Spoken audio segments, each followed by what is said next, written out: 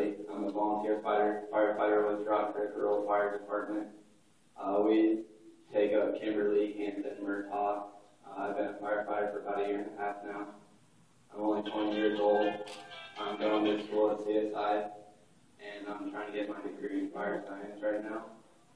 Taking my last college class right now, which is speech, and after that I have about 5 or 8 classes I have to take with the fire department, and I'll have my associates in fire science.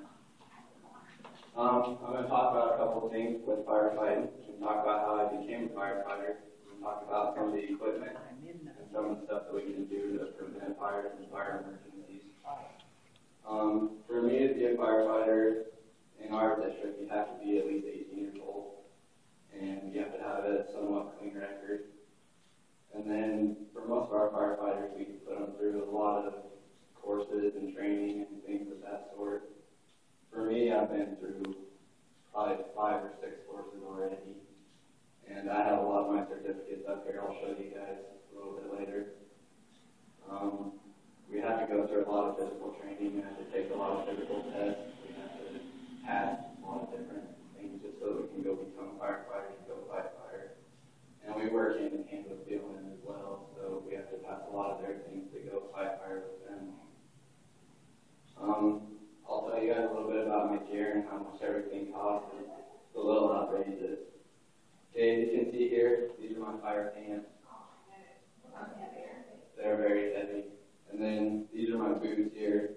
Just my pants alone, they cost $600. And then my boots are $300 as well. This is my fire mask. I have to wear this when I go in the building so that I can breathe, so that none of the toxins get to me. And mine's kind of special because I have glasses in it, because I have to wear glasses or can't see anything. So you can kind of see those in there a little bit. This is my fire radio. That's how we communicate with everybody, let them know what we're doing when we're in the building. This costs about $150. My mask alone probably costs $200 as well, and my glasses in there are another $90. This here is my coat. It probably weighs about 20 pounds by itself.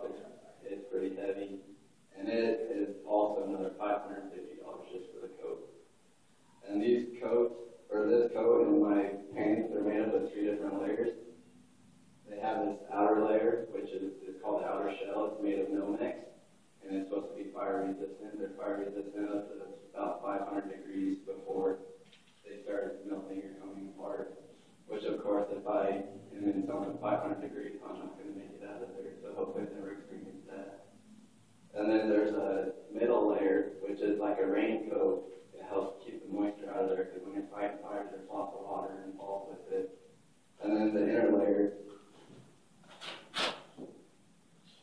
as you can see, is like a thermal barrier to help keep the heat away from me as a firefighter.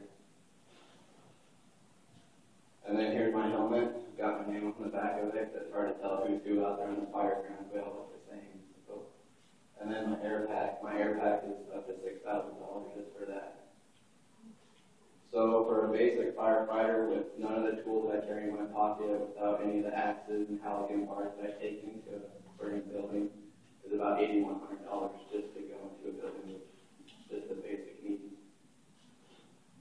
So with that being said, I'll kind of lead into some fire prevention that we can do around here to help keep everybody safe, families together. I know a big thing that we really deal with is people leaving their extension cords out. They don't seem like a big deal, but if you're not using an extension cord, unplug it, because then that electricity's not running through there.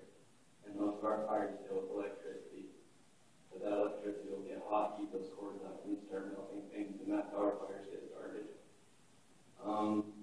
For a typical trailer house, like you see in the mobile homes, from the minute that it ignites till about 45 seconds later is when we can no longer go in that building because it is smoking involved. For an older house that's built in like the 1950s, we just had a training house.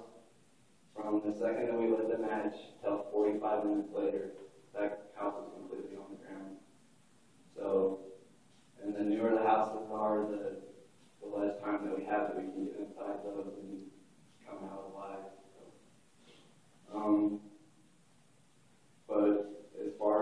Christmas trees and stuff like that, you need to make sure that they're watered, make sure that they're not dry, because that's a big